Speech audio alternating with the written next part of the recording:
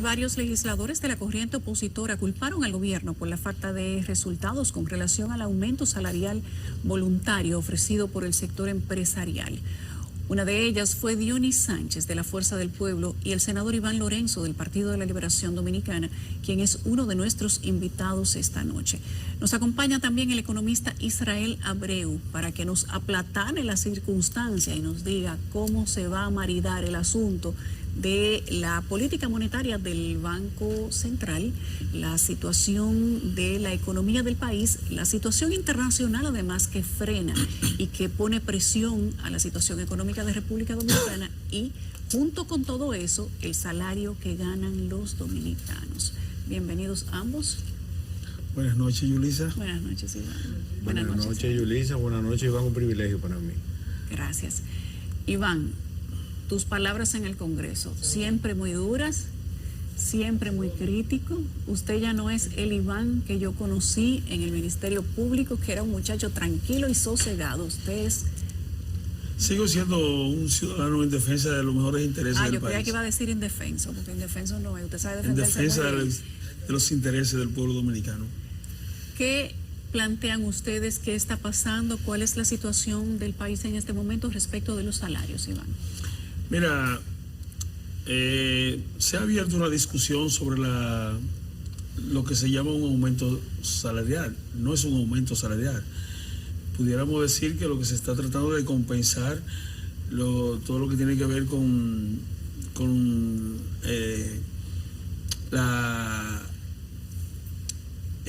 la inflación es una indexación. Pero a mi modo de ver las cosas, yo pienso que se debió empezar por la Dirección General de Impuestos Internos, revisando los impuestos a los dominicanos que pagan de 34 mil pesos en adelante, pagan impuestos por sus salarios. Entonces, producto de la inflación, que este gobierno lo ha llevado de 4 puntos y algo que la encontró en los gobiernos del PLD, a 8 puntos, e incluso llegó a 9. Entonces, lo que debimos iniciar es por revisar el impuesto que pagan los dominicanos por sus salarios, que a partir de 34 mil pesos, nosotros entendemos que debió ser de 47 mil pesos en adelante. Número uno. Número dos, en ese mismo orden, producto de la inflación, se va a hacer se pretende hacer una indexación. Y ojalá que el gobierno sea sensato y pueda ver qué ha pasado en la República Dominicana a partir del año 2020. Los dominicanos están pagando casi el doble por los alimentos. Los dominicanos estamos pagando casi más de la mitad de lo que se pagaba por los combustibles. Los dominicanos estamos pagando casi el doble por una vivienda. Tú lo acabas de decir al inicio de tu programa. Se ha subido permanentemente la tasa de interés. Los dominicanos van a perder... En los gobiernos del PLD, cualquier familia tenía la posibilidad de accesar a un vehículo financiado, a una solución habitacional, a un apartamento. Los están perdiendo producto de las alzas indiscriminadas y constantes de la tasa de interés por parte del gobierno de Luis Abinader. Entonces, yo pienso que la discusión que hay es sobre indexar la inflación con lo que le llaman un aumento. Ojalá que se piense en todo lo que se ha perdido a lo largo de todos los años. Israel, ¿cuál es la situación desde tu punto de vista del país y de los dominicanos en este momento? ¿Está ciertamente más alta la canasta básica familiar que los salarios que se perciben? ¿Cómo se calcula si tenemos 6 tipos de salarios mínimos?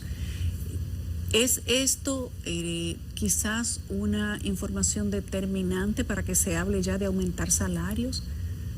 Claro que sí. El tema con el aumento de salarios y con las diferentes variables que pululan alrededor de la canasta básica familiar, necesariamente importante, ¿verdad? Ese fenómeno económico al que llamamos inflación. No solamente eso, sino que una inflación acumulada, ¿verdad?, que está por encima del 8% en el mejor de los escenarios durante los últimos 18 meses, pues definitivamente acrecenta la situación, porque es un efecto dominó en donde la inflación de hoy está acumulada a la de ayer. Entonces, en ese orden, primero, el tema de indexar la inflación a los salarios es justo desde el punto de vista de las retenciones del impuesto sobre la renta, y además está establecido por la ley, lo que constituye inclusive hasta una violación a la misma, al Código Tributario, en los casos en que no se indemnice, puesto que la misma también para otros impuestos, como el impuesto a la propiedad inmobiliaria, debe ser indexada. Y en el orden de los ajustes al salario, se hace obligatorio y justo. No obstante, ¿verdad?, se deben considerar otras variables para que el salario, ¿verdad?, que también afecta de manera directa la misma inflación, oigan eso, entonces no se convierta en un potencializador de la misma inflación. Y me explico. Dependiendo de las diferentes decisiones de política económica y de política monetaria que se deciden y se ejecuten en República Dominicana, pues eso puede ser más una salvación que una perdición para el mismo contribuyente, para el mismo ciudadano. Y voy a empezar explicando un caso al respecto de una dicotomía que existe entre los mismos sectores del gobierno, si ustedes me lo permiten, y el público que nos está viendo. Ahora mismo se acaba de dar un caso en el gobierno dominicano, y lo voy a explicar para que posteriormente todo el mundo saque sus propias conclusiones.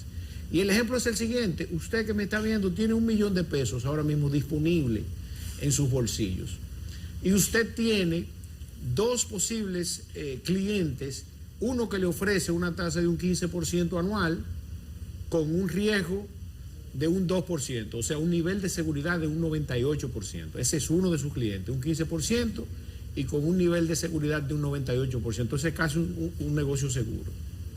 Y por otro lado tenemos otro cliente que me ofrece una tasa menor, una tasa de un 9%, y con un riesgo de un 20%, ¿verdad? La pregunta que yo le hago es, ¿cuál de esos dos negocios usted haría? ¿Cuál de ustedes haría? El primero, obviamente. El primero, en donde la seguridad es más alta, ¿verdad? Y la rentabilidad también es más alta, que es un fenómeno. Si no es clientelar. Claro, muy bien. Si no obedece a un proyecto reeleccionista. Entonces, aquí la dicotomía, ¿verdad?, con las políticas económicas del gobierno y las políticas monetarias del mismo gobierno. Sucede que recientemente acabamos de ver una feria que fue publicada por el Banco de Reservas y además celebrada con bombos y platillos. El hecho es que el Banco de Reservas prestó alrededor de 5.000 millones de pesos a tasas de hasta un 9%. Cuando el Banco Central de la República Dominicana, ¿verdad?, ofrece tasas de hasta 14.25% con los niveles de seguridad que representa el Banco Central, y que además es una política del gobierno dominicano, ¿verdad?, contra la lucha hacia esos niveles de inflación que estamos viviendo en República Dominicana. Entonces, no nos explicamos, ¿verdad?, cómo por un lado el gobierno central toma decisiones al respecto del control de la inflación, que oigan bien, hoy, a la hora que nos encontramos, en el día de antes de ayer, lunes, fue publicada la tasa de política monetaria con un aumento de 0.25% adicionales. Y por otro lado, entonces, tenemos el Banco de Reservas haciendo negocios con el dinero de nosotros, que eso es lo grande, porque solamente en el escenario de que ese dinero no sea tuyo, tú dispones de él en esa forma, inclusive en contra de las políticas económicas y monetarias de tu propio gobierno. Esas son las cosas que entran en contradicción. Bueno, lo que pasa es que yo pienso que el Banco de Reserva se ha convertido en la parte operativa de la campaña reeleccionista del presidente Abinader. ¿Cómo así? Porque lo que te acabo de explicar un economista brillante es que el Banco de Reserva está facilitando a una tasa que para nada se corresponde con la realidad de lo que está viviendo el pueblo dominicano en términos de la inflación y en términos de los ajustes que está haciendo el propio gobierno para frenar la inflación, que es un aumento de la tasa de interés. Entonces, eso me dice a mí que es una actividad y una actitud clientelar propia de un proyecto reeleccionista. Y que además es con el dinero de nosotros. Tal vez yo involucrarme un poco al margen de mis intereses políticos con esa parte, tú sabes, resultaría un poco Pero contraproducente. no es un poco arriesgado Lo decir... mío no es tampoco político. Sí, lo tuyo sí es político. ¿No es un poco arriesgado decir que eso se está utilizando para proselitismo? No, pero explíqueme otro. No, eso lo dijo Lorenzo, tú sabes, pero yo debo resaltarlo desde el punto de vista de que es contraproducente en función de las mismas políticas económicas y monetarias que está tomando el propio gobierno. Cuando las iniciativas son tendentes a la contracción de la economía y tú, que eres parte y que estás designado, todos los miembros de la Junta Directiva y el director actual del Banco Central, el administrador actual, son nombrados por el presidente, tú estés tomando iniciativas totalmente diferentes a las economías que yo planteé. Entonces, eso es desde el punto de vista de políticas públicas. Ahora, desde el punto de vista del ciudadano común y corriente, usted que me está viendo, eso solamente se hace cuando hay un interés particular al respecto del uso de esos fondos y que además los cuartos no son suyos, porque si fueran suyos, ¿no? Entonces, Yulisa, entonces tú le agregas a eso, ¿verdad? Decisiones como esa, y que además nos veamos obligados, vuelvo y le digo, hay que tener en cuenta lo que puede producir un aumento de salario. Y eso es importante que lo sepan porque puede resultar más la sal que el chivo, como dicen en buen dominicano. Se hace necesario. Sí, se hace necesario y hay que indexar, definitivamente. Hay que ajustar los quintiles, todas esas variables, estoy muy de acuerdo de que se hagan. Pero vuelvo y te digo, si el pueblo va a terminar pagando, ¿verdad?, por malas decisiones y por los accionar incorrectos que toman cada uno de los funcionarios de manera directa, pues definitivamente eso va a resultar un componente muy alto de riesgo para la canasta básica familiar. Mira, otro caso. Nosotros hemos, en alguna medida, digo nosotros porque terminamos pagando la composición del presupuesto. Ustedes sabían que nosotros nos vamos a dar el lujo, que tú lo vas a conocer en esta semana, Iván, no te desesperes. Nosotros tenemos el presupuesto más alto que en República Dominicana se haya conocido. 1.476.000 millones de pesos. Yo quiero que alguien me explique, porque yo no tengo forma de explicarlo, que con un déficit de un 24.5% de ese presupuesto, un déficit, para el que no sabe lo que es el dinero que yo tengo que buscar para completar el dinero con el que debo vivir en términos de finanzas personales, de lo que yo voy a gastar en todos los órdenes de mi vida cotidiana. Yo tengo que buscar un dinero prestado para completar, ese es el déficit. 24.5%. Si usted tiene que buscar un 25% todos los meses para usted sobrevivir en esta sociedad, usted está quebrado. Y si no toma los correctivos del lugar, bueno, pues usted va a seguir quebrado. Ahora, ¿cuándo ese déficit es bueno o es malo, Yulisa? ¿Verdad? Cuando ese déficit está orientado a ser invertido y generar algún tipo de retorno.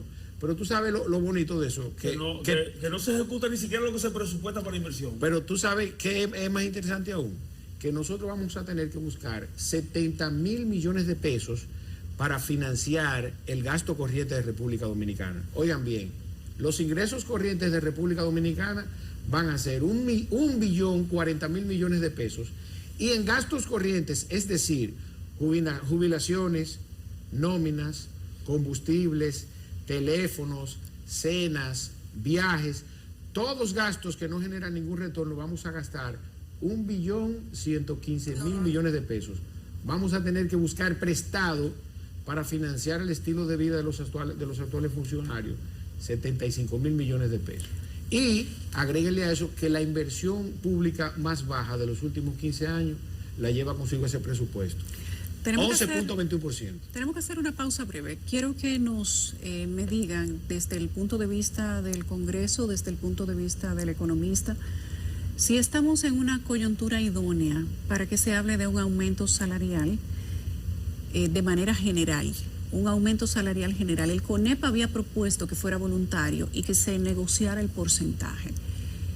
Eso no tuvo, digamos que tanta escucha, pero se tradujo en otra información y tal vez hasta en una especie de empuje por parte del gobierno para aumentar salarios. Estamos en el momento correcto, es una coyuntura correcta para el sector económico, para las empresas, para el gobierno y sobre todo para la gente, que lo va a necesitar de manera permanente siempre y cuando la inflación continúe. Pero ¿cómo va a impactar eso económicamente? Y que se habla en el Congreso de un aumento salarial, Iván Lorenzo. Pero regresamos de inmediato.